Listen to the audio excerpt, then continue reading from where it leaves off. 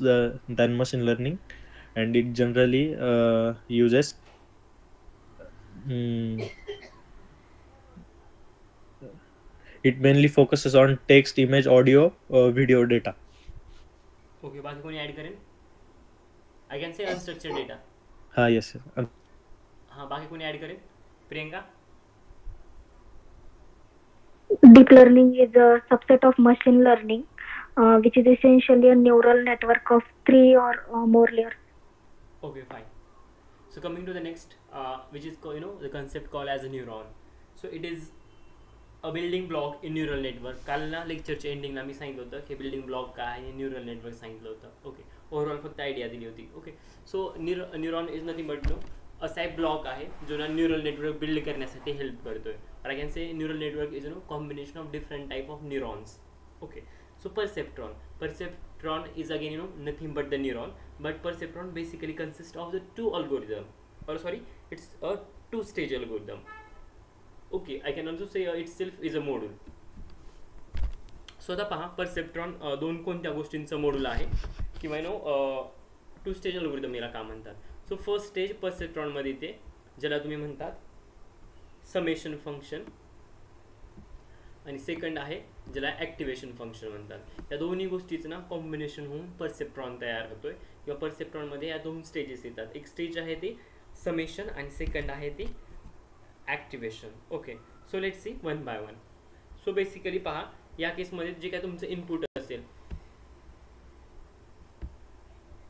ते इनपुट इथं पास होईल किंवा ॲज अ ॲक्ट होईल as a input. Okay, so input इथं आला, त्यानंतर इनपुटवरती like x1 x2 x3 x4 हे इंडिपेंडंट ना व्हॅरिएबल आहे तुमचे. ओके, सो त्यानंतर वेट ॲक्ट होईल w1 w2 w3 w4 weight. Okay, after that first स्टेजला पास होईल जे की समेशन आहे. ओके, त्यानंतर समेशनकडे गेल्यानंतर लगेच न्यूरॉनच्या हेडवरती म्हणजे डोक्यावरती ओके लगेच बायस ॲक्ट होतोय, बायस. ओके, त्यानंतर बायस झाला की मग सेकंड जी काय ॲक्टिवेशन स्टेज आहे, ॲक्टिवेशन स्टेजमध्ये जाते आणि डिरेक्टली जे काय आउटपुट आहे ते आउटपुट तुम्हाला ते शो करते. स्टेजिंग कळाली काय आहे? दोन स्टेजेस काय करतात? रिपीट करा ना सर. ओके, सो पहा, इनिशियली इनपुट जे काय आहे ते तुमचं इंडिपेंडंट व्हॅरिएबल असेल, लाईक या केसमध्ये कन्सिडर करतोय x1 x2 x3 x4. Okay, त्यानंतर पुढे पास केल्यानंतर त्यावरती वेट ॲक्ट्स होतात w1 w2 w3 w4. Okay, त्यानंतर फर्स्ट स्टेज कधी आले ते फर्स्ट स्टेज आहे ज्या स्टेजला समेशन म्हणतात. इथं ना समेशन फंक्शन जे आहे ते परफॉर्म करते किंवा काम करते. त्यानंतर जे काय आहे बायस, तो बायस ना न्यूरॉनच्या हेडवरती ॲक्ट होतोय. ओके, त्यानंतर last stage just before the output activation function काम करते आणि जे काय प्रिडिक्शन आहे ते तुम्हाला YP म्हणजे वाय प्रिडिक्टेड तुम्हाला इथं भेटेल ॲज आउटपुट. क्लिअर? हो सर. ठीक आहे. Okay, sir. Now coming to the next, just a moment.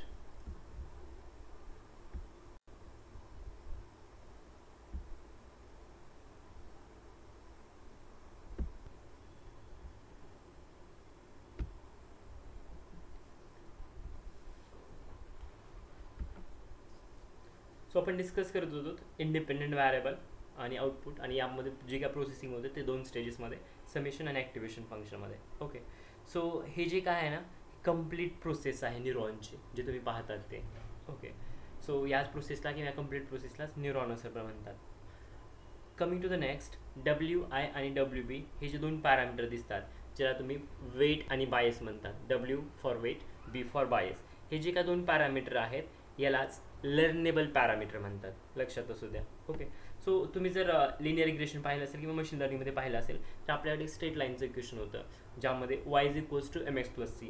y is nothing but the dependent variable, m is nothing but the slope, x is nothing but independent variable and c is nothing but y intercept. Right? Yes. So आपण हे equation ना machine लर्निंगमध्ये किंवा linear रिग्रेशनमध्ये वापरत होतो. Okay, so याला straight line equation पण म्हणतात जे आपण लिनियर रिग्रेशनमध्ये यूज करत होतो. नाव आपल्याला तेच इक्वेशन किंवा तशाच टाईपचं इक्वेशन इथे यूज करायचं स्टेज 1मध्ये ज्याला आपण समेशन फंक्शन म्हणतो. ओके, सो लेट्स सी इथं पहा summation function. So in bracket of Z it is donated by the Z summation function is equals to summation of n i is equals to 1 then WI xi plus b. परत करतोय, it will be denoted by z summation function is equals to summation of n i is equals to 1 then WY into XI plus B, हा वाला formula. Okay, नाव stage 2 summation function ही stage 1 झाली. आता stage 2 मध्ये activation function ही जे मगाशी मी सांगितलं होतं. Stage 2 मध्ये पहा activation function it is a sigmoid function. Sigmoid function आपण लॉजिस्टिकमध्ये पाहिलं होतं, आठवतंय? हो. ओके, सो पहा फॉर्म्युला सिग्मा ऑफ झेड, तिथं वाय होतं का? काय होतं, वाय का झेड होतं? Y. Okay fine, but notation फक्त कुठे वाय यूज केलं असेल, कुठे झेड यूज केलं असेल, नथिंग, बट पूर्ण जे लॉजिकल स्ट्रक्चर आहे ना ते सेम राहील. So sigma of Z is equals to 1/1 plus e to the power minus Z, आणि हे जे असेल त्याचं इक्वल्स टू हे तुमचं प्रेडिक्शन असेल YP. Clear activation function? Yes. Okay, आणि जी मग अशी मी लाईन यूज केली, perceptron is nothing but again the neuron, ती लाईन इथं मी लिहिलेली आहे. Okay, now what is sigmoid activation function? Okay, so basically activation फंक्शनची गरज काय आहे? The main reason is to add the non linearity in the problem and to capture the complexity. दोन मेन यूजेस ॲक्टिवेशन फंक्शनचे इंटरव्ह्यूवर may can ask, किंवा विचारतो experience असेल किंवा फ्रेशर, की ॲक्टिवेशन फंक्शनचा यूज काय आहे न्यूरल नेटवर्कमध्ये. So first use to add the complexity, sorry to add the non linearity, and second thing to capture the complexity. Okay, non linearity का ॲड करतात ते पण मी पुढे येतो आन्सरला, बट त्या अगोदर फर्स्ट आन्सर देतो की how it can capture the complexity. Okay, किंवा त्या म्हणजे कॉम्प्लेक्सिटी कॅप्चर करायची काय गरज आहे. सी मॉडेल जर सिम्पल असेल तर it can easily find the pattern and easily give the prediction. Okay, model जर एकदम कॉम्प्लिकेटेड असेल तर अशा केसमध्ये ना थोडं ना it is complicated to get the correct result and to get the good accuracy. Okay, so अशा केसमध्ये कॉम्प्लेक्सिटी कॅप्चर करून पॅटर्न फाइंड आउट करायचे असतील तर त्या केसमध्ये ना activation function is playing the vital role. ते पुढे पाहू, डेरिव्हेशन टाईपमध्ये आहे, सो तुम्हाला कळून जाईल की, किंवा लेंदी आहे थोडं, ते पुढे आहेच, होऊन जाईल आजच, so don't worry about that. Okay, so basically it is use to add the non linearity and to capture the complexity.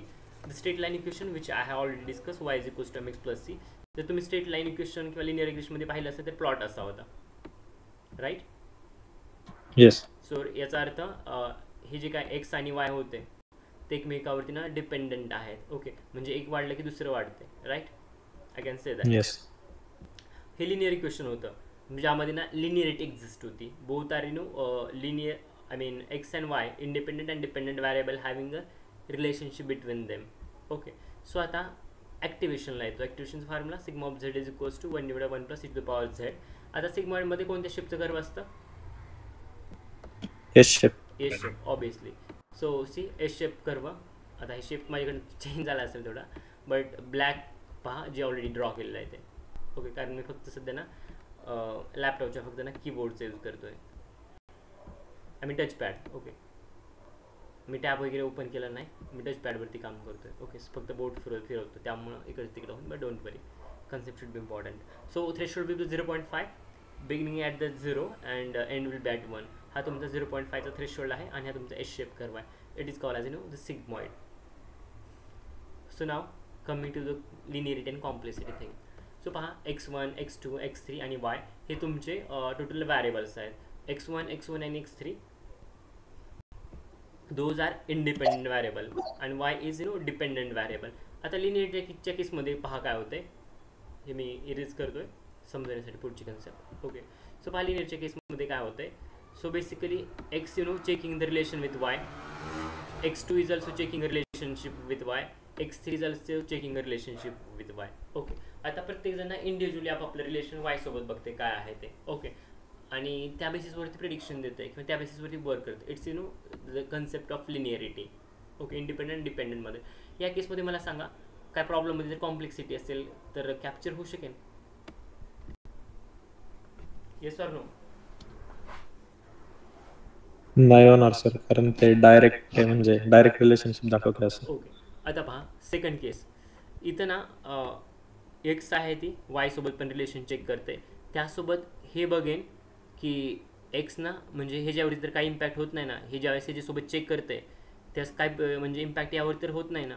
हे ज्यावेळेस चेक करते यासोबत x2 y सोबत, त्यावेळेस हे पण चेक करतात x1 आणि x3 की काही इम्पॅक्ट तर होत नाही ना या दोघांवरती. सेम थिंग x3 आणि y सोबत ज्यावेळेस रिलेशन चेक होते त्यावेळेस हे दोघं पण चेक करतात की अरे काही इम्पॅक्ट तर होत नाही ना. सो हे सगळं असं चालतंय. एकमेकांशी चेक करतात. यामध्ये चेक करत नाही, तू तुझं बघ, मी माझं बघतो. इथं ना सगळ्यांचं बघू अशी कन्सेप्ट आहे. Okay, like mutual I can say combine. So या केसमध्ये हे नॉन लिनियरिटीची केस आहे, आणि या केसमध्ये मला सांगा कॉम्प्लेक्सिटी कॅप्चर होईल का नाही. Second case, yes or no? होईल sir. Right. So answer will be yes. जी काही कॉम्प्लेक्सिटी आहे ती इझिली कॅप्चर होऊन जाईल जर नॉन लिनियरिटी असेल तर, बरोबर. हो. आता सिम्पल एक्झाम्पल देतो. प्रत्येक केसमध्ये ना इट्स नॉट मॅन्डेटरी की लिनियर रिलेशनशिपच ना इम्पॉर्टंट असली पाहिजे. काही ठिकाणी लिनियर रिलेशनशिप नसेल तरी पण गोष्टी चांगल्या रीतीनं काम करतात. एक्झाम्पल घ्या, self driving car. Okay, so मला सांगा कारचं जर ब्रेक अप्लाय करायचं असेल, okay, just assuming brake highest, speed will be the highest. मला सांगा आता जर कारची जर स्पीड एकदम हाय असेल, एकदम हाय, तर ब्रेक पण एकदम जोरात मारलं पाहिजे का? नाही sir. Okay, so reason is that प्रत्येक गोष्टमध्ये ना लिनियर रिलेशनशिप किंवा जे आपण म्हणतात डिरेक्टली प्रिपोर्शनल गोष्टी काम करत नाही. ओके, काही ठिकाणी तुम्हाला नॉन लिनियरच्या सगळ्या गोष्टी पण ॲड करायला लागतात. जर गाडी जर हाय स्पीडमध्ये असेल ना तर ब्रेक कसं मारतात, एकदम फास्ट एकदम स्लो, किंवा थांबत जे काय तुम्ही समजाल ते. आय होप तुम्हाला कळतं की ब्रेक कसं मारलं पाहिजे. ओके, सो काही गोष्टी आहेत ज्यांना अफेक्ट करतात ब्रेकिंगवरती किंवा या केसवरती. So first which is I speed which I mention, obstacles, okay, then signal, and then the road condition. So हे काही पॅरामीटर जे अफेक्ट करतात मी यावरती क्लिअर करून दाखवलं की लिनियर रिलेशनशिप असणंच गरजेचं नाही नेहमी. ओके, सो या केसमध्ये नॉन लिनियरिटी काम करेन. Okay, again range for sigmoid it will be varies from 0 to 1. Threshold will be the 0, I mean threshold will be 0.5. Okay, so sigmoid always the probabilistic result or probabilistic value, because range of sigmoid is again 0 to 1, right? Yes. बरोबर ना? Okay. हो. So नाव एक example आहे. Example म्हणजे काय ना, simple calculation आहे जे की फॉर्म्युलाच्या मॅनरमध्ये ते तुम्हाला इझिली समजून जाईल. Okay, so let's C, suppose I have value for x. X is nothing but Independent variable. okay, so for x I have value like x1, x2, x3 and x4. Those are independent variable. Then p of x, event e epsilon, okay, e वाला event given y is equals to 1. एखाद्या इव्हेंटची probability आहे 0 ती 1, म्हणजे एक तर होईल किंवा नाही. ओके, आता मला सांगा आपण प्रोबॅबिलिटी कशी काढतो. माझा 0ची प्रोबॅबिलिटी काढायची असते तर I can also go for like p of 0 means probability of 0 is equals to 1 minus p of y. Okay, म्हणजे 1 मधनं जर प्रोबॅबिलिटी 1ची मायनस केली तर 0ची भेटते, राईट? हो. मल्टीनॉमियल नेव्ही बायसमध्ये पाहिलं होतं आपण, नेव्ही बायसमध्ये चालू असताना या गोष्टी. ओके, नाव पहा, जर तुमच्याकडे बायनरी क्लासिफिकेशन फंक्शन असेल then you will go for the logistic regression. जर मल्टी क्लास क्लासिफिकेशन असेल तर you can go for like decision tree, AdaBoost, random forest, etc. etc. Range of sigmoid is already, as I mentioned, it will be 0 to 1. By sigmoid we can add the non-linearity and can also capture the complexity. न्यूरॉनची definition लक्षात घ्या, जो मगाशी तर दिलेली होती single लाईनवाली किंवा जे काय सांगितलं ते. पण जर टेक्निकल डेफिनेशन पाहिजे असेल तर you can take it down or note it down. Neuron is a building block in a neural network. It is an interconnected nodes or neuron in the layered structure that resembles the human brain. Okay, याचा मी photo पाठवतो, don't worry, मिळून जाईल. Okay, Yes sir. Fine. Now structure of neural network. Neural नेटवर्कचं ना structure कसं आहे, खाली मी सांगितलं की ब्रेन, ह्युमन ब्रेन कसा काम करतोय. ही एक न्यूरॉन आहे, ही दुसरी न्यूरॉन आहे. तीनच न्यूरॉन नसतात, भरपूर न्यूरॉन असतात. एक्झाम्पल देतो. ओके, ही याला कनेक्टेड आहे, ही याला कनेक्टेड आहे, ही याला कनेक्टेड आहे, ही याला कनेक्टेड आहे. ओके, अशा भरपूर कनेक्टेड आहेत, अशा मल्टिपल न्यूरॉन्स असतात ह्युमन ब्रेनमध्ये. Okay, so from the inspired from the human brain neural network ना तिथूनच जमतं आहे किंवा तिथूनच तयार होतं आहे. ओके, सो न्यूरल नेटवर्कमध्ये पहा, हे जे तुम्ही डॉट डॉट बघतात गोल, it's nothing but the neuron. जेवढी दिसतात ते पूर्ण न्यूरॉन. यामध्ये एक बेसिक कन्सेप्ट आहे, सांगतो पहा. फर्स्ट इट्स द लेयर ज्यामध्ये मल्टिपल लेयर्स असतील, input, output and hidden layer. Then second concept आहे कंटेनर. आता हे जे तुम्हाला बॉक्स असल्यासारखे दिसतात ना, जस्ट ॲझ्युम, इंटरव्ह्यूला म्हणून नका, मी तुम्हाला फक्त सांगतो समजण्यासाठी. It's like a container. Okay, या कंटेनरमध्ये काय असतील, न्यूरॉन असतील. ओके, आणि न्यूरॉन काय करायचे तर फिल करायचे. Got it. आता या वरती. ओके, सो पहा, ॲज अ इनपुट लेअरबद्दल सांगतो म्हणजे कळून जाईल. हा जो तुम्हाला फर्स्ट लेअर दिसते कंटेनर असल्यासारखा, it's a input layer. Okay, second which is the hidden layer, HL म्हणतात ज्याला. आणि थर्ड इज या केसमध्ये पण हिडन लेअर 2 आहे, HL2. आणि लास्ट आहे तो आउटपुट लेअर आहे.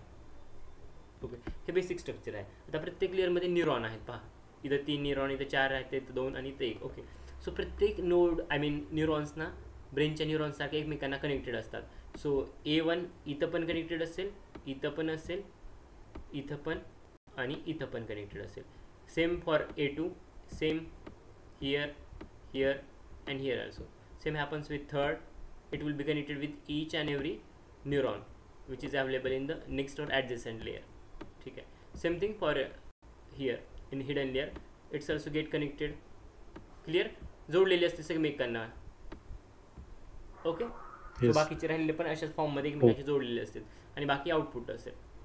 आता एक एक स्टेप सांगतो. हा तुमचा इनपुट असेल किंवा इंडिपेंडेंट व्हेरिएबल म्हणा. ओके, इथं ॲज अ ॲक्ट होतोय इनपुट लेअरवरती. सो इनपुट इथून निघून गेलं. ओके, आणि इनपुट लेअरचं काम आहे, जे काय तुम्हाला इनपुट लेअर रिसीव्ह होते ना, hold the input and feed them to the hidden layer. I am repeating, input लेअरचं काम हे आहे की hold the input and feed them to the hidden layer पुढल्या प्रोसेससाठी. प्रोसेसिंग. ओके, प्रोसेसिंग पूर्ण ना इथून चालू होते. हा जो रिजन दिसतोय हा पूर्ण प्रोसेसिंगचा रिजन आहे. ओके, सो प्रोसेसिंग इथून चालू होते. त्यानंतर हिडन लेअरकडे येत आहे. ओके, हिडन लेअरकडे इनपुट आल्यानंतर जे काय पूर्ण प्री प्रोसेसिंग करायचं, sorry I am again saying the pre processing. एवढं डीप ML हे झालं ना, परत प्री प्रोसेसिंग येते. बट ॲक्च्युली इट इज फक्त processing. So hidden layer it do or done all the processing. इथं प्रोसेसिंग सगळं झालं, परत पुढे पास केलं जातं. आणखी हिडन लेअर आहे, त्यामुळे आणखी काय प्रोसेसेस असतील तर त्या परत प्रोसेसेस कंप्लीट होतील आणि at the last output layer कधी जातील. आणि आउटपुट लेअरचं काम आहे जे काय आउटपुट आहे ते शो करणं. ओके, त्यानंतर राहिलेल्या गोष्टी, ज्यावेळेस इथून इनपुट हिडन लेअरकडनं पास होते, इनपुट लेअरकडनं पास होते आणि हिडन लेअरकडे जाते, त्याच वेळेस तिथं ना वेट ॲक्ट होते त्यावरती. ओके, सो इथं फर्स्ट होता बरोबर. सो इथं सगळं लाईक A1 B1 होता ना, तर इथं W1 असेल, A2 B2 W2, नंतर W3 W4 W5 W6 what ever it will बी, असे WW असतील. इथं W2 आहे.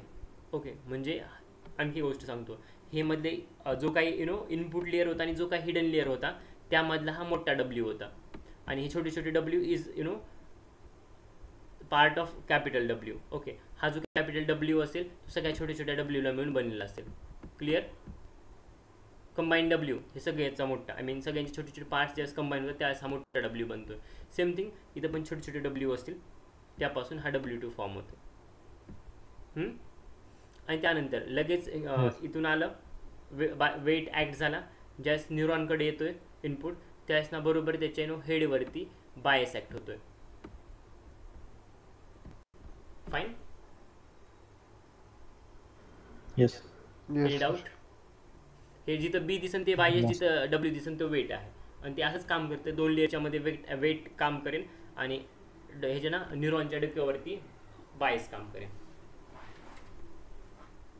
ठीक आहे, बघा डाऊट काय असेल तर, नाहीतर मी पुढे शिफ्ट करतोय, पुढल्या पॉईंटला जातोय. नाही sir doubt. Fine, coming to the next.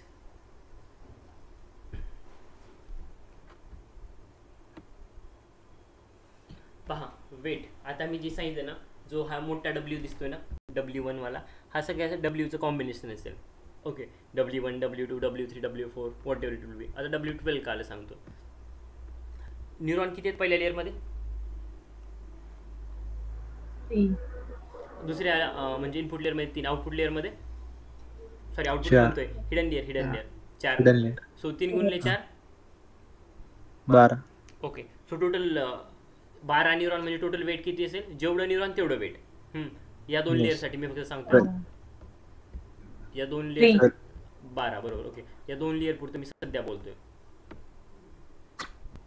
जेवढे न्यूरॉन तेवढे वेट. सो 4 गुणिले 2 सॉरी 4 गुणिले 3 12. सो त्यामुळं इथलं वेट 12 ॲक्ट झालं. आता मी दुसऱ्या केसमध्ये येतोय. या 2 लेअरसाठी मला सांगा, हिडन लेअर 1 आणि हिडन लेअर 2 वेट काय असेल? 12. 12. अरे गांजा फुकलाय 100%. परत सांगतोय, इकडे पण 4 आहेत आणि इकडे 3 आहेत ना. कुठे दिसले 3? अरे 3 नाही, हे आहे कि- ते ॲरो आहे. ॲरो इथं जसा ॲरो काढला ना तसा ॲरो आहे. Sorry. ॲरो 8 आहे ना. 8. हे इथं जसा ॲरो काढला ना, इथं पण बघा डोक्यावरती ॲरो आहे, इथं पण ॲरो आहे, तसा तो ॲरो काढला. मग विचारायचं ना ॲरो आहे काय आहे. ठीक आहे. सो इट विल हा बी 8. ते राऊंड दिसतं ना. हा ओके. आणखी एक न्यूरॉनना मध्ये कधी पण डेनोट करतात, डोक्यावर डेनोट करत नाहीत. डोक्यावरती ऑलवेज बायस डेनोट करतात. बरोबर. हा येस ओके. बायस डोक्यावरती, मध्ये न्यूरॉन्स असतील. ठीक आहे. Okay, so I hope it has been clear now. सो हे डब्ल्यू म्हणजे टोटल 12 वेट आहे त्यामुळं. Okay, bias B1 B2 B3 4 जे काय, तर काय ते 4च आले बायस. कोणी सांगेल 12 का बायस आले नाही तर?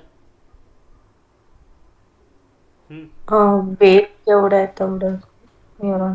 नाही, वेट जेवढे तेवढे न्यूरॉन, बट बायस 4च का म्हणतो मी? इनपुट लेअर, एक आउटपुट लेअर आणि 2 हिडन लेअर. बरोबर, जेवढे लेअर तेवढे बायस असतील. सो इथं बायस 2 बायस 3 बायस 4. सो इथं मी 4 फक्त दिलेत. ओके, ते तुम्हाला फक्त समजण्यासाठी असू द्या, पुढे काय होत नाही. ओके, पुढे मी डिटेलमध्ये जाऊन सांगतो काय आहे, पण इथं 4 फक्त मी एक्झाम्पलसाठी घेतलेत. पुढे डिटेलमध्ये सांगेन की कसं काम करते काय नाही. ओके, पण सध्या पुढे लक्षात घ्या, इथं मी 4 दिलेत. बट जे मी फंडामेंटल प्रिन्सिपल सांगितलं हे 12वालं, this will be applicable in 100% or all cases first. Okay, याचं मी एक्सप्लेन करतो पुढे. ठीक आहे. बट हे आहे वेटचं, it will be applicable in all the cases. Okay, आणि याचं का Yes, sir. तर हे ना प्रत्येक न्यूरॉनच्या डोक्यावरती ॲक्ट व्हायचं काम करते. Okay okay sir. ठीक आहे. पुढे आता मी जे मग सांगितलं ते इनपुट लेअरचं काय काम आहे, आउटपुट लेअरचं आणि हिडन लेअरचं काय काम आहे, तेच काम इथं मी लिहिलेले आहेत. ओके, आणखी एक interview me can ask what is the difference between the shallow neural network and deep neural network, ज्याला DNN म्हणतात आणि SNN. Okay, so shallow neural network means Wien there is only one layer, त्या केसमध्ये. आणि जिथं ना deep neural कधी म्हणतात, तर ज्यावेळेस ना मोर दॅन 1 पेक्षा जास्त लेयर्स असतील त्याला डीप न्यूरल म्हणतात, डीप न्यूरल नेटवर्क. एकच असेल तर it will B shallow neural network, more than 1 असेल तर it will call as a deep neural network. Okay okay sir. Okay, आता हिडन लेअर किती पण असू शकतात. Hidden layer may be 1 or 2 or more than that also, but output layer should be always 1. Fine. Yes. Okay, next. आता खालची diagram पहा, एक normal picture काढलेलं आहे, तुम्हाला आयडिया होऊन जाईल की एक्झॅक्ट जे काही न्यूरल नेटवर्क झालं ते कसं वर्क करते. सपोज हा तुमचा इनपुट आहे. ओके, न्यूरॉन आहे समजा. ओके, न्यूरॉनवरती बायस डोक्यावरती ॲक्ट झाला. ठीक आहे. पुढे हा गेला हिडन लेअरकडे जातोय. ओके, इथं समजा हिडन लेअर आहे आणि हिडन लेअरचा न्यूरॉन इथं आहे. ओके, सो याच्या आपण डोक्यावरती बायस ॲक्ट झाला. वेट कुठं ॲक्ट होते? 2 लेअरच्या मध्ये weight. Okay, I hope it has been got the concept to you. कळाले? नो. हो सर. डेटा फ्लो कसा होतो न्यूरल नेटवर्कमध्ये पहा. So how data flow in the neural network, important concept आहे, ऐका. Number of neuron in input layer, number of neuron in input layer, जेवढे काय नंबर ऑफ न्यूरॉन आहेत इनपुट लेअरमध्ये ते कशाच्या इक्वल्स टू असतील? Number of independent variable. Okay, जर ॲज अ इनपुट म्हणून जर तुम्हाला 4 न्यूरॉन जात असतील तर टोटल इंडिपेंडेंट व्हॅरिएबल पण 4च आहेत. क्लिअर किंवा असतील? Okay sir. काय डाऊट आला तर तिथल्या तिथं विचारा, मी वाटलं तर प्रॅक्टिकल डायग्रामवर समजावून सांगतो, वरती आहे. समजत असेल तर दाखवायची गरज नाही, समजत नसेल तर दाखवायची गरज आहे वरची डायग्राम. सो डोंट हेजिटेट, समज नसेल तिथल्या तिथं विचारा, मी आहे. देन सेकंड आहे number of neuron in output layer. Number of neuron in output layer is equals to it decided by the activation function and number of event. जेवढे number of event असतील तेवढे नंबर ऑफ न्यूरॉन असतील output लेअरमध्ये. Fine. Output लेअरमध्ये जेवढे neuron असतील तेवढेच ना नंबर ऑफ इव्हेंट असतील, और ते ॲक्टिवेशन फंक्शन डिसाईड करते किती असले पाहिजे. नेक्स्ट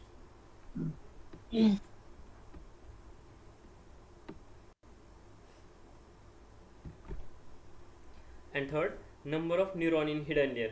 हिडन लेअरमध्ये जे काही न्यूरॉन आहेत किंवा जे नंबर ऑफ न्यूरॉन्स आहेत it's again in between number of neuron in input layer and number of neuron in output layer. Simple भाषा सांगतो. ओके, हिडन लेअरमध्ये न्यूरॉन किती असले पाहिजेत. ओके, समजा माझ्याकडे इनपुट लेअरमध्ये 3 न्यूरॉन आहेत आणि आउटपुट लेअरमध्ये just as a meet. Okay, output लेअरमध्ये 10 माझ्याकडे न्यूरॉन आहेत. सो जो काही हिडन लेअरमध्ये न्यूरॉनचा काउंट असेल किंवा नंबर असतील ना, it should be always between 3 to 10. Clear? Yes. Okay.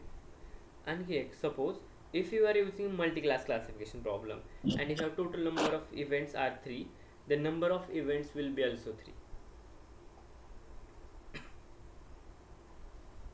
I hope again it's clear.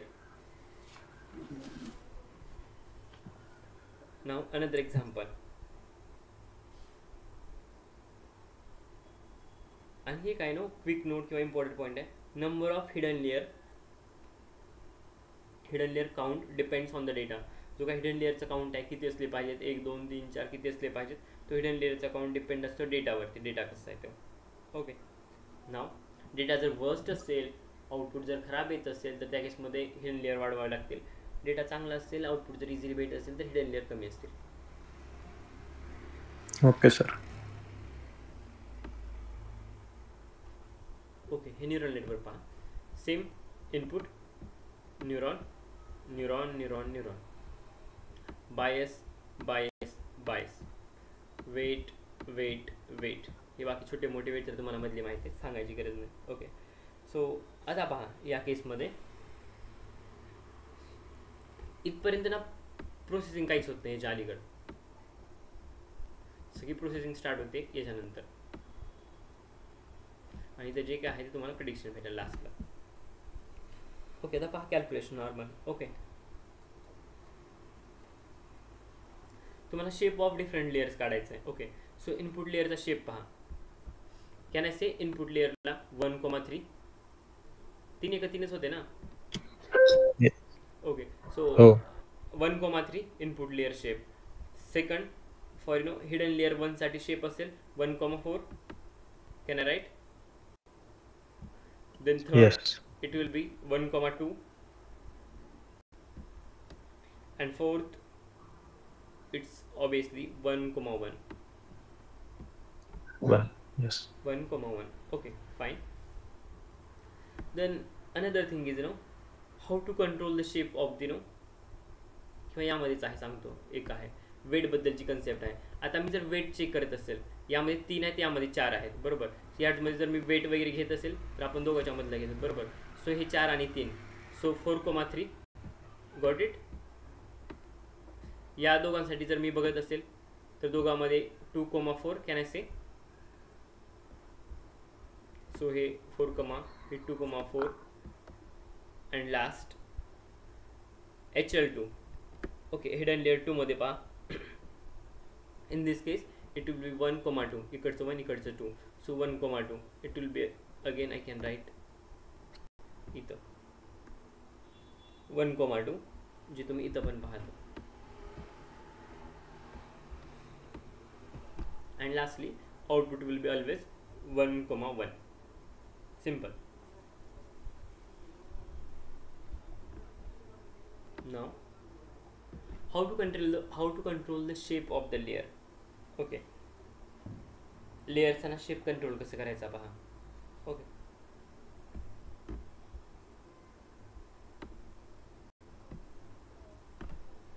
let's consider we will start from the 3 neurons and end with 4 neurons. So shape of weight will be, वेटचा shape काय असेल, I mean शेपचा weight, I mean okay, वेटचा shape काय असेल. हा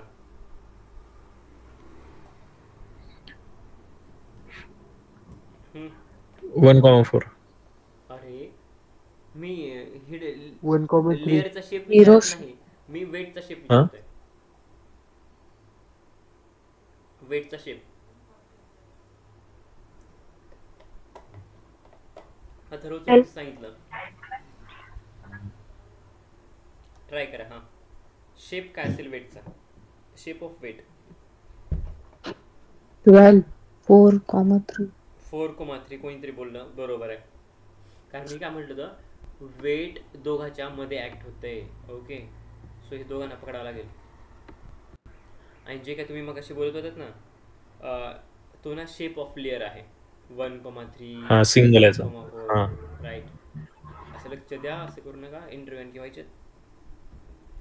so हे तर क्लिअर झालं, shape of weight and the shape of complete layer. I mean I can say Yes. the shape of different layer also. Okay, so formula आहे समेशनचा, z is equals to summation of n, i is equals to 1 into wi into xi plus ba. Okay, आता यामध्ये पहा तुमच्याकडे 2 गोष्टी आल्यात.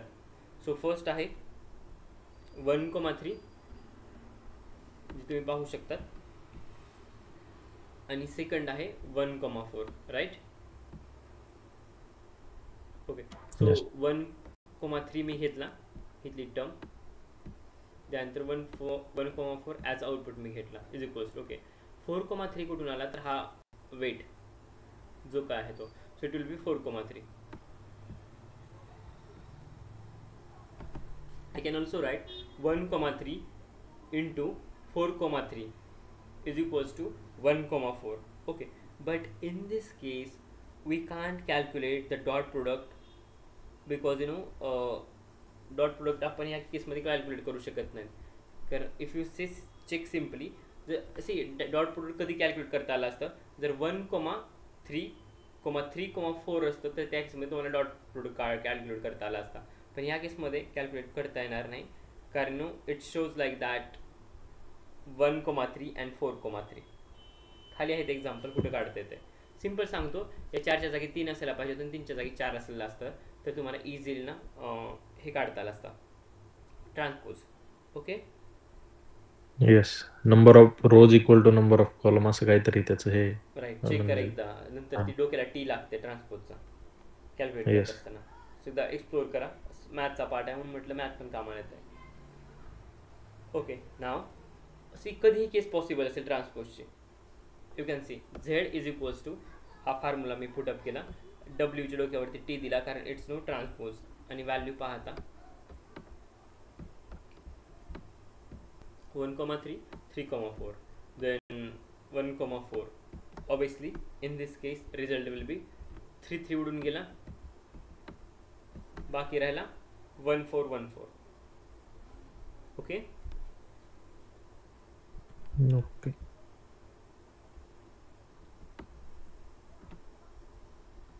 Next transpose it's done. Okay, एक thumb rule आहे किंवा महत्त्वाची गोष्ट आहे, लक्षात असू द्या. If we know the input layer shape and the shape of weight matrix, we can calculate the output layer shape. परत करतो मी पॉईंट, जर तुम्हाला इनपुट लेअरचा शेप माहिती असेल आणि वेटचा जर शेप माहिती असेल तर तुम्ही आउटपुट लेअरचा शेप कॅल्क्युलेट करू शकतात. Okay, okay sir. तेच आहे इथं मी खाली मेन्शन केले. आपण ती डॉट प्रोडक्ट वाली कंडिशन आहे ती अप्लाय Right. It होईल. will be applicable again. Okay. So you can see 1,50, 20,15, 15 उडाला, राहिला 1,20. So shape of output layer will be 1,20. Okay. Yes. Shape of layer म्हणतो मी, shape of weight मध्ये नाही, shape of layer. Okay. 1,20.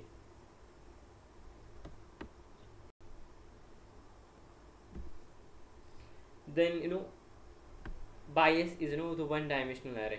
आता तुम्हाला तर माहित झालं की वेटचा इम्पॅक्ट पडते, वेट ना बरोबर पोझिशनला तिथं असलं पाहिजे तर त्याचा ट्रान्सपोज किंवा डॉट प्रोडक्ट करता येते. What about the bias? Okay, बायसचा खरंच रोल आहे का प्रिडिक्शनमध्ये एखाद्या? Okay, so let's see. So बायसचा आपण ह्याचा झेडचा समेशनचा फॉर्म्युला पाहिला, summation function. So N summation I is equals to 1 wi xi plus b. Okay, so in this case when I say b, it's not only या केसमध्ये जे काय बी आहे ना त्याचा रोल ना शेप चेंज करायचा वगैरे काय नाही. ओके, या केसमध्ये जो बी दिसतंय त्या बीचा अर्थ बिलकुल शेप चेंज करणं वगैरे असं काहीच नाही. बी हा लास्ट वाला. Okay, plus B. For example, if I'm doing the addition of two matrix, in that addition of two change to the shape of the array. Okay, खाली एक्झाम्पल आहे दाखवतो मी यामध्ये ना 2x2 चे जे ॲरे आहेत ना त्याची ॲडिशन करतो. आय थिंक इथं नाही का असायला पाहिजे. ठीक आहे, लेट इट बी. ओके, माझ्याकडे ॲरे आहेत समजा. ओके, 2x2 चे ॲरे पण आय कॅन से मॅट्रिक्स आहे समजा. Okay, I have matrix of like 2x2, 2 column 2 row plus 2 column 2 row असा ना एक मॅट्रिक्स आहे, म्हणजे 2 टोटल मॅट्रिक्स आहे. Okay,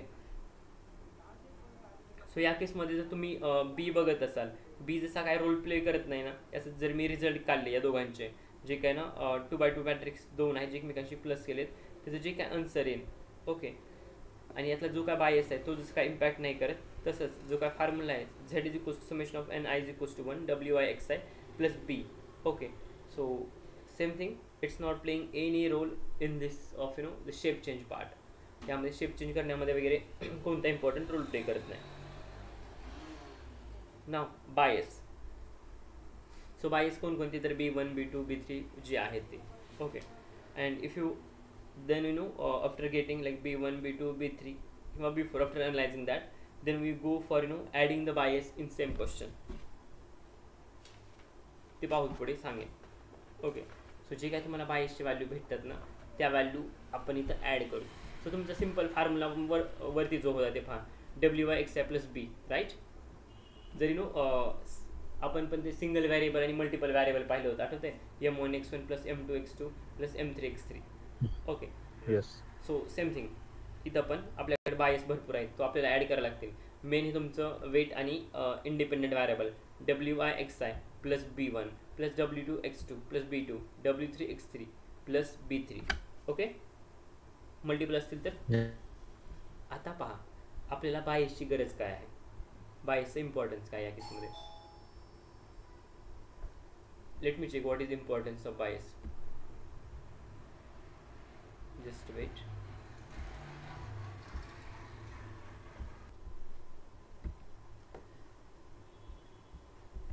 So talking about the w1 x1 and the bias. Okay, so wi xi, or I can say w1 x1 plus b1 plus w2 x2 plus b2 w2 x2 plus b3. Okay, हे total ना जे काय तुम्ही weight आहे त्यामध्ये independent variable आहे आणि plus तुम्ही बायस ॲड करतात. ओके, सो आता बायस इम्पॉर्टंट काय आहे पहा. सो वन थिंग, ओके, हा तुमचा ना टोटल फर्स्ट आहे, हा तुमचा टोटल सेकंड आहे आणि हा थर्ड आहे. ओके, सपोज हा बी नसेल असं ॲझ्युम करा, बायस नाही. यामध्ये जर एकापैकी कोणती तर टर्म 0 असेल, लाईक 1 कोमा किंवा 1 इंटू 0 असेल, बी नाही असं समजा, तर याचं इम्पॉर्टन्स काय झालं या टर्मचं? 0. राईट, 0. बट या केसमध्ये जर बायस सपोज मी 2 ॲड केला तर जिथं 0 व्हायचं तिथं 2 होते ना. हो, right. So same thing bias काय काम करते. सो अशा केसमध्ये सपोज 0 जर आउटपुट येत असेल तर इथे जी तुम्हाला काही कॉम्प्लेक्सिटी कॅप्चर करायची होती ती कॉम्प्लेक्सिटी भेटणार नाही, इन्फॉर्मेशन लॉस होईल किंवा काहीतरी इन्साईट्स भेटणार नाहीत. ओके, सो हे असं अवॉइड करण्यासाठी आपण बायस इथं अटॅच करतो किंवा ॲड करतो. ज्याचं बायसचं काम आहे to get the complexity, and that's why we need to add some weightage for each item. We can't make any item or any term directly 0, so we need to assign the weightage, okay, along with the bias. Fine. आणि या ठिकाणी suppose मी bias दिला नाही, okay, आणि ही complete term जर 0 होत असेल, पण या ठिकाणी समजा लाईक 1,2 आहे, यात लाईक 2,1 आहे. ओके, आणि इकडं बायस पकडूच नका अशी कंडिशन आहे. ओके, इथं पण बायस नाही. तर या केसमध्ये 0 झालं बरोबर.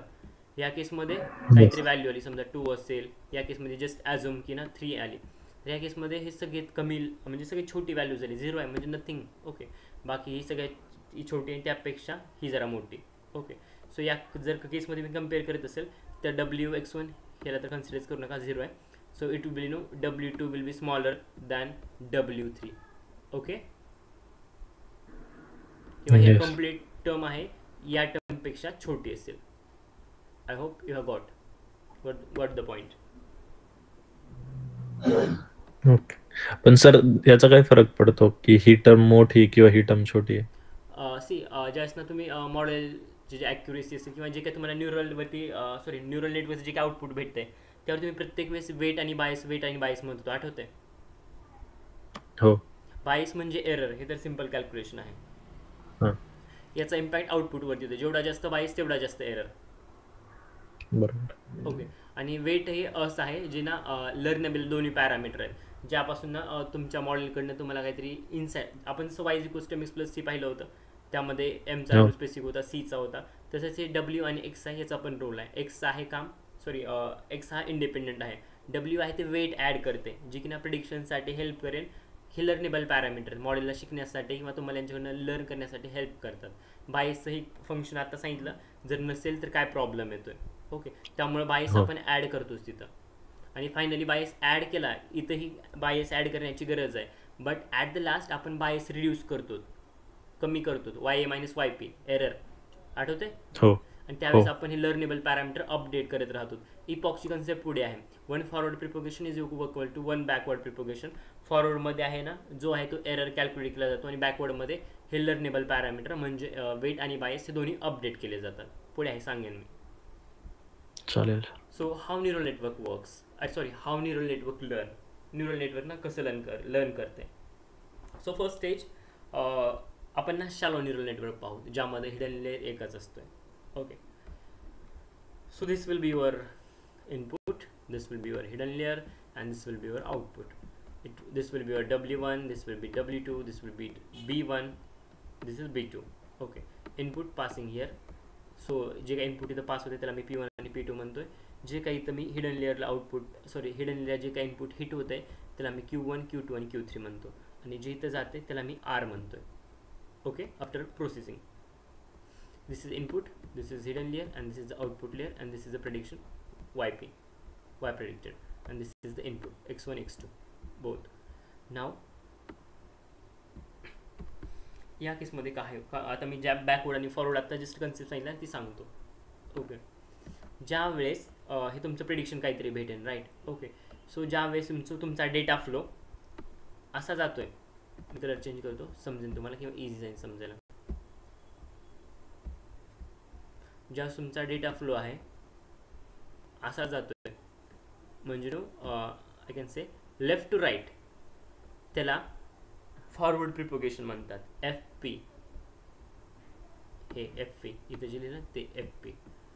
आणि ज्या वेळेस डेटा फ्लो इथून इकडं जातोय, म्हणजे राईट टू लेफ्ट जातो ज्या डेटा फ्लो, त्या केसमध्ये याला काय म्हणतात तर बॅकवर्ड प्रिपोगेशन, जे इथं मी ऑलरेडी मेन्शन केलं, बॅकवर्ड प्रिपोगेशन. ओके, आता यामध्ये काय होते पहा. इन फॉरवर्ड प्रिपोगेशन जे काय एरर आहे ना YA मायनस YP तो कॅल्क्युलेट होते. Error will be get calculated in here forward प्रिपोगेशनमध्ये.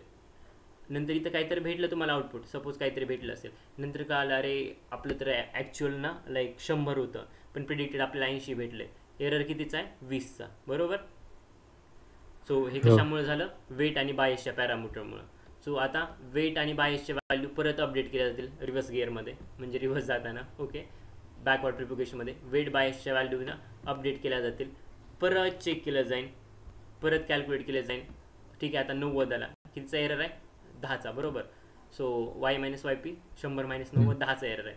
परत वेट आणि बायसचे पॅरामीटर अपडेट करा, परत चेक करा किती आला, आता 100 मायनस लाईक 95 5 बाकी आहे, परत सायकल चालू. Okay, until and unless you will get the good result. ठीक आहे, कन्सेप्ट काढली फॉरवर्ड अँड बॅकवर्डमध्ये काय होतं आणि काय आहे दोन्ही, म्हणजे फॉरवर्ड प्रिपोगेशन काय आणि बॅकवर्ड काय. Yes, Okay, now next. Okay, let's consider simple. Neuron is nothing but perceptron, मगाशी सांगितलं, आणि it's nothing but again the two stage algorithm, summation and activation. So जे काय मी मगाशी पकडलं होतं हिडन लेअरमध्ये जे काही न्यूरॉन होते, Q1, Q2, Q3 whatever it will बी.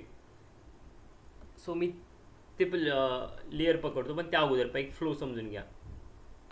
वरची डायग्राम जर पाहिली असेल तर P1, P2, Q1, Q2, Q3 आणि R1 आणि YP हा X1 इनपुट. ओके, सो याचीच ना मिरर इमेज म्हटलं तरी चालेल, ते बनवतोय खाली.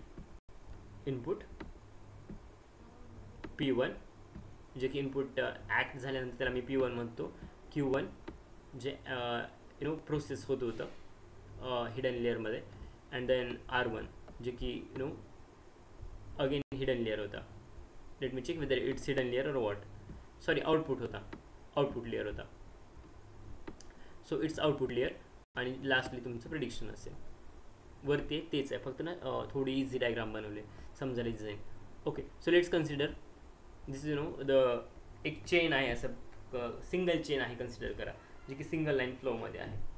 सो सगळं जे काय प्रोसेसिंग आहे ना इथून चालू होते. All processing will be start from here. इथं तुम्हाला वेट ॲक्ट होईल आणि बायस न्यूरॉनच्या डोक्यावरती ॲक्ट होतात. ओके, आता फर्स्ट स्टेज असेल तर फर्स्ट स्टेजमध्ये पहा काय होतं आहे. सो फर्स्ट स्टेजमध्ये मी जर ना समेशन फंक्शन यूज करत असेल तर it will be summation is equals to WI plus BI stage 1साठी. ओके, म्हणजे first stage will be the summation, second stage will be the activation. So activation स्टेजला हे काम करेल 1/1 + e⁻⁻z. So it will be your activation and summation function. Second हे झालं ज्यावेळेस ना तुमचं इनपुट इथं हिट होत होतं त्यावेळेस. ओके, नंतर A1, sorry let me check whether it's A1 or Q1. Actually it's Q1. Okay, so या केसमध्ये हे जे काय होतं तिथं कॅरी फॉरवर्ड केला Q. ओके, त्यानंतर इथं परत जे आपले R होता, इथला वाला R प्रोसेस झाल्यानंतर जी काय आउटपुट लेअरला R येत होता तो R आला इथं. याच्या स्टेज 1मध्ये पण समेशन अँड ॲक्टिवेशन फंक्शन. आता पहा जे काय YP भेटते, Y predicted. Okay, actual minus predicted. Actual suppose एवढं काहीतरी आहे आणि प्रिडिक्टेड काहीतरी दुसरंच आहे. ओके, जो काय एरर भेटतोय ना, ठीक आहे, हा एरर परत आणखी मॉडिफाय करण्यासाठी किंवा त्याला आणखी चांगले रिझल्ट देण्यासाठी परत आणखी तुम्ही थर्ड लेअर घेणार. ओके, त्यामध्ये वेट आणि बायसच्या व्हॅल्यू चेंज करणार. Again you will check the result, what are those result. Again error असेल तर परत सायकल कंटिन्युअसली चालू केली जाईल. ओके, म्हणजे हे जे रिझल्ट इथं घेतले जातील, हे जे रिझल्ट इथं घेतले जातील, हे जे रिझल्ट पुढे घेतले जातील. Okay, what the change is there, output तुमचं चेंज असेल आणि वेट आणि बायस तुमचं चेंज होत राहील प्रत्येक लेअरला, जोपर्यंत तुम्हाला जे पाहिजे ते एक्सपेक्टेड आउटपुट भेटणार नाही तोपर्यंत. फाईन. येस. सर. आता एक काम करा, ही ग्रॅडियंट डिसेंटची ना डायग्राम बघा, 2 मिनिट बघा, मी 2 मिनिट वेळ देतोय आणि पहा तुम्हाला काय आठवतंय किंवा जमतंय का. You can take your time for 2 minutes and let me know is there any idea of.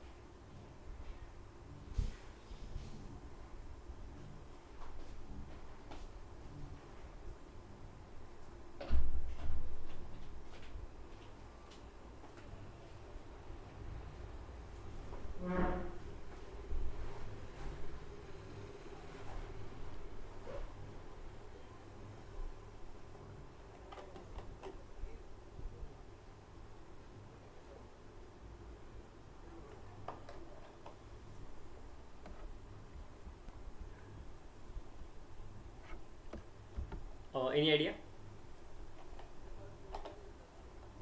काय कळालं? अरे हो तर हो, नाही तर नाही. मी कुठं भाषेची शिक्षा दिली लागलो नाही ना तर. Log function. लॉग फंक्शन की loss? Sorry, loss function. Okay. आणि कोणी सांगेल? नाही समजले यू सर. शेप आहे ना, हे कर्व. लेफ्ट साइडचे यू शेप आहे ना, कर्व. हां हा ते.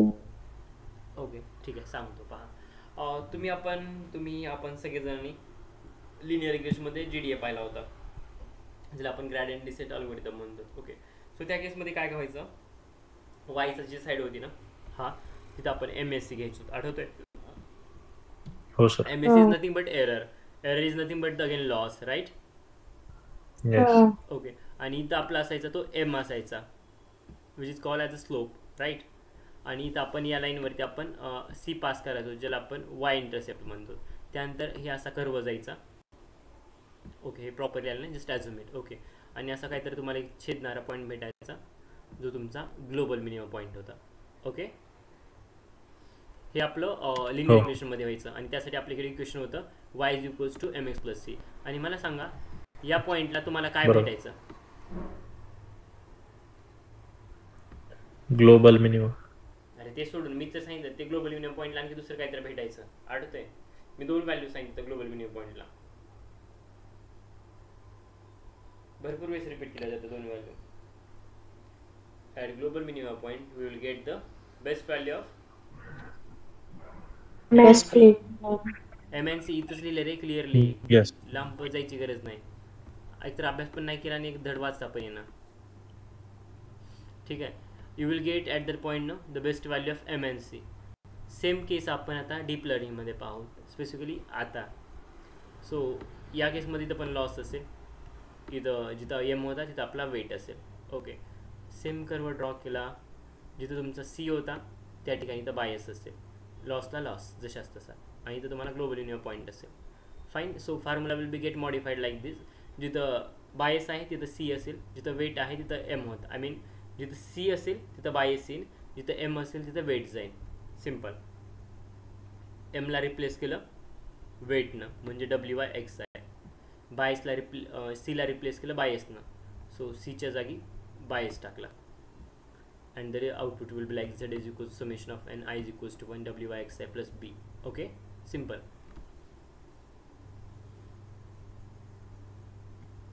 Got it? काय केले?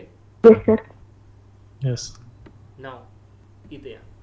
सो आपण परत लिनियरमध्ये पाहिलं होतं एम न्यूची व्हॅल्यू कशी कॅल्क्युलेट करायची. So formula for M new will be slope new M old minus alpha of DL divided by DM.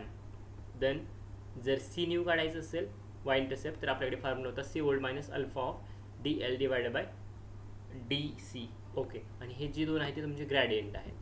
Okay, same thing आपण इथं अप्लाय करू डीप लर्निंगमध्ये. W new is equals to W weight जर नवीन काढायचं असेल, जिथं M होतं तिथं W असेल, जिथं C असेल तिथं B जाईल, म्हणजे बायस जाईल. बाकी everything will be the remain same. जसं इथं अदलाबद्दी केली तशीच इथं अदलाबद्दी W M C B. Okay, same thing for here also C B M W.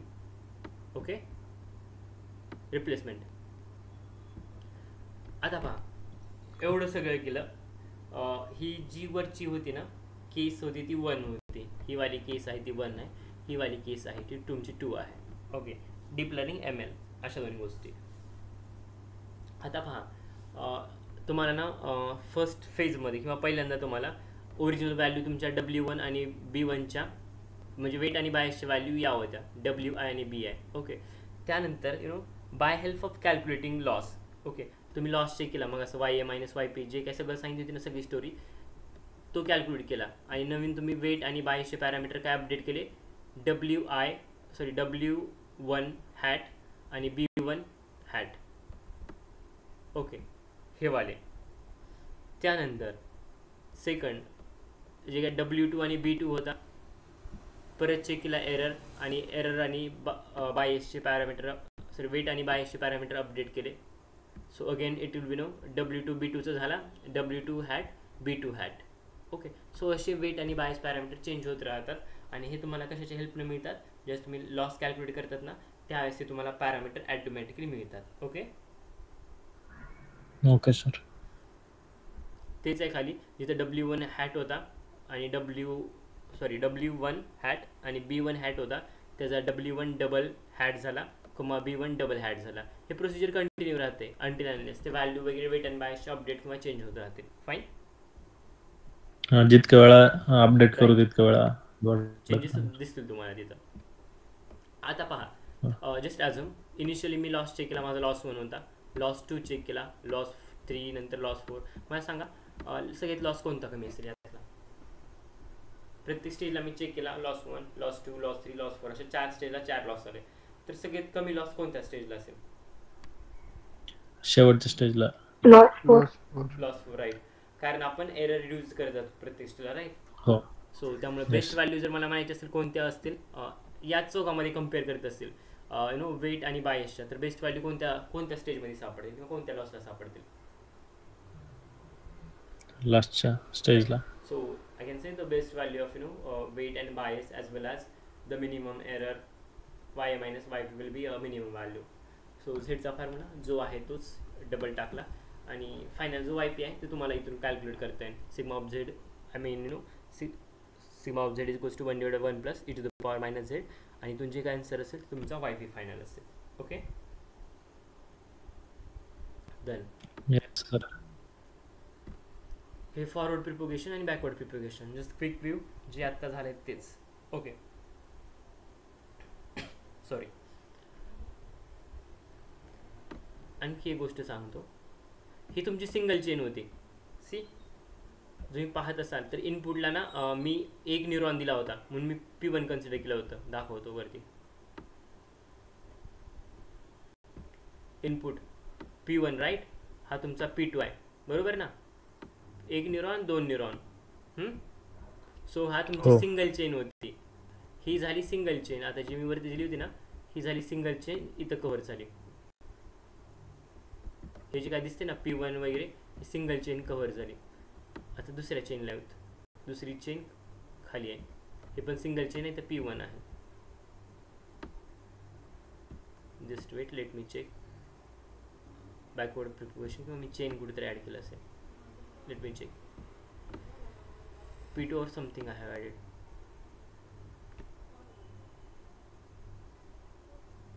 Okay, P2 पहा कुठे दिसते का किंवा मग इक्वेशन चेंज करायला लागेल.